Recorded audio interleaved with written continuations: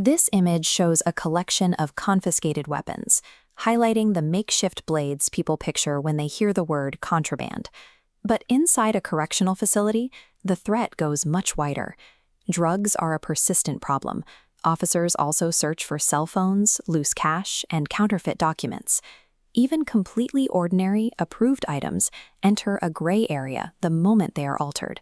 A simple piece of plastic or a standard-issue toothbrush becomes a severe security risk if an inmate hides it, sharpens it, or tries to use it to bypass a locked door. A single piece of unauthorized material can act as a catalyst.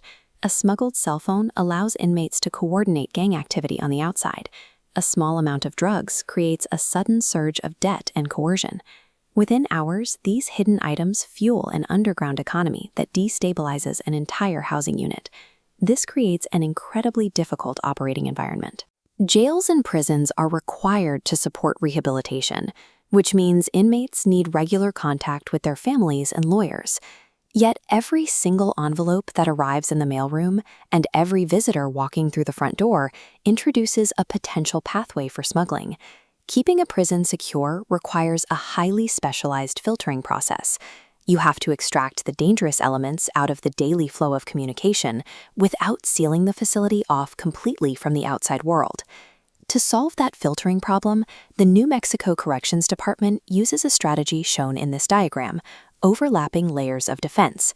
Because no single checkpoint is perfect, facilities rely on a combination of policy, technology, and human screening to ensure a threat missing the first wall hits a dead end.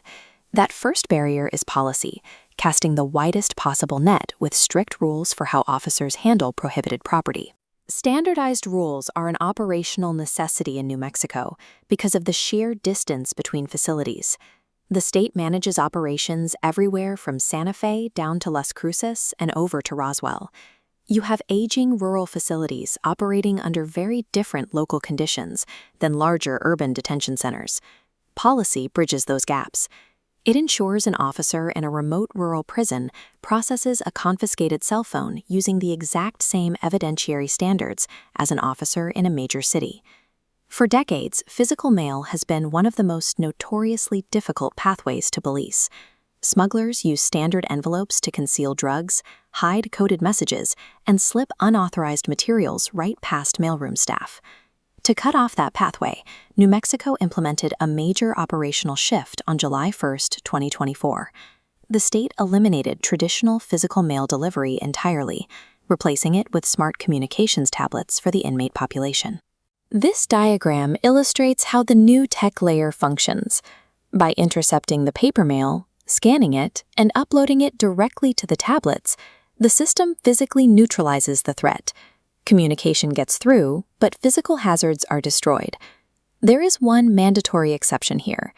Legal mail is handled physically, but routed through strict, specialized contraband checks before reaching an inmate.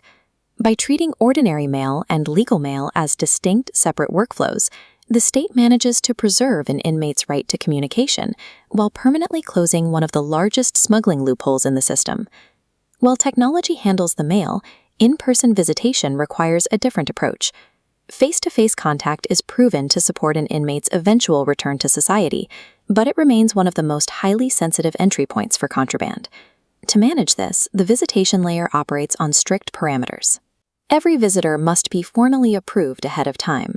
Appointments are scheduled, and any belongings brought onto state property are subject to immediate inspection.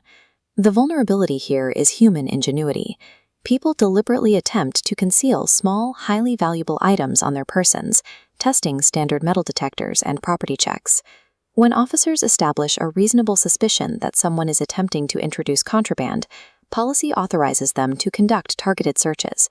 This includes clear legal frameworks for conducting same-sex searches of visitors to intercept hidden items. Technology and statewide policy can filter out a massive volume of threats, but stopping a determined smuggler walking through the front door always comes down to the direct vigilance of correctional staff.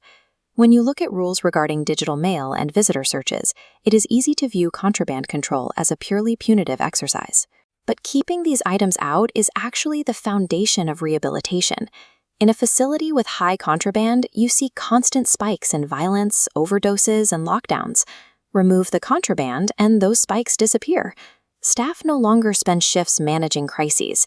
They redirect that time into supervising trade programs, addiction treatment, and reentry preparation. For families on the outside, adapting to digitized mail and tightly controlled visits can feel burdensome, but these systems are designed to make communication highly traceable and safe. Following the specific instructions provided by the facility prevents unnecessary rejections, keeps the process moving smoothly, and ensures contact isn't delayed. Perfect prevention in a prison is a logistical impossibility. By combining standardized policy, modern technology, and careful human screening, New Mexico builds a layered defense that drives down the daily risk, keeping facilities secure enough for real rehabilitation to take place.